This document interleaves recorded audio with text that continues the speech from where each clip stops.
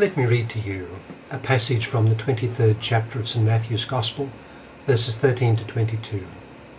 It's the Gospel of Monday of the 21st week in Ordinary Time, Year B.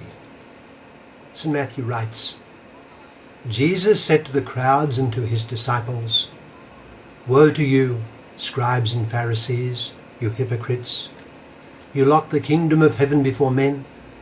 You do not enter yourselves, nor do you allow entrance to those trying to enter. Woe to you, scribes and Pharisees, you hypocrites!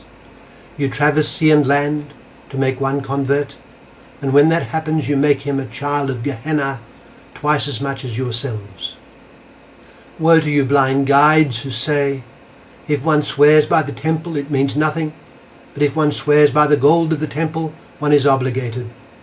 Blind fools, which is the greater, the gold or the temple that made the gold sacred?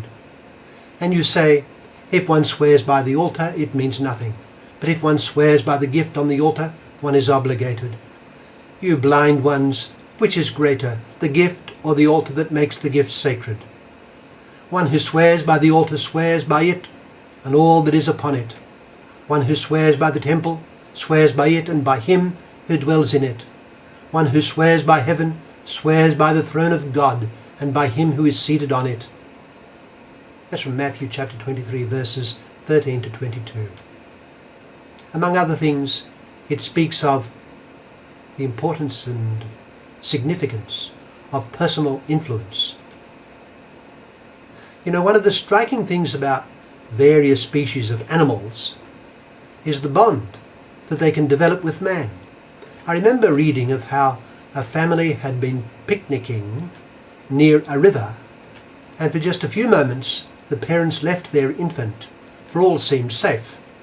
But suddenly, out of the river came a crocodile making straight for the infant. The child would have been taken had not the family dog lunged savagely at the crocodile, distracting it, drawing it to turn to its combat with the dog, and taking the dog instead. The dog had a powerful bond with the family, lost its life because of it, and that bond saved the child's life. There is a deep bonding throughout the universe, with one thing related to the other at this or that level. It is all a reflection, an imprint from the creative hand of the God who is an ineffably bonded unity of persons. But now, this instinctive social bond we see in human nature. We are profoundly dependent on others, and we need their goodwill, their good opinion, their respect. If we do not receive it, we are profoundly pained.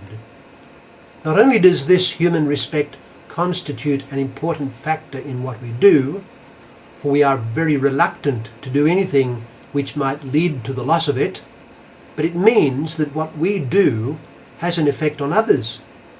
We cannot avoid the fact of mutual influence in human life.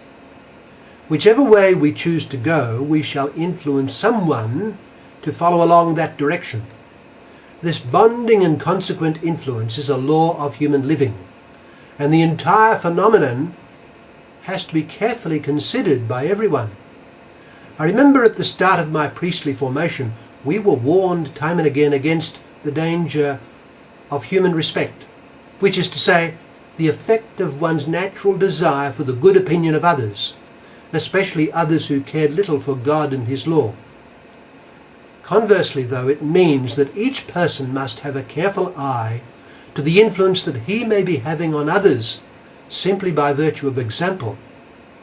What we do is seen, and being seen, we can influence. What we say is heard, and being heard, we can influence.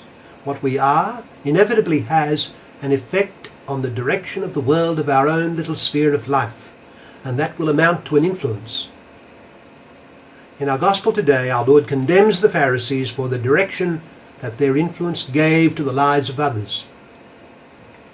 Some others were being lost because of the influence of some Pharisees. "Woe to you, scribes and Pharisees, you hypocrites! You traverse sea and land to make one convert, and when that happens, you make him a child of Gehenna twice as much as yourselves. Woe to you, blind guides!" Matthew chapter 23 verses 13 to 22.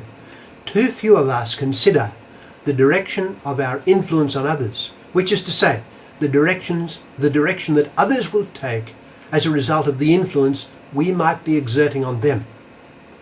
We may think that our influence is meagre, but we do not know. And in any case, even a meagre influence can count for good or for bad. An adult draws a young person into some evil deed with him, let us imagine. Long after the memory of that evil deed remains in him, though now grown up, a time comes and he is spiritually weak and drifting. The evil deed is still remembered, and he succumbs to the influence of its memory. In fact, he draws others into it, just as he was drawn into it, and the cycle of evil goes on and is multiplied. We must have an eye to example. Moreover, we ought not underestimate the influence of good example. An example from history. It occurred during the Second World War.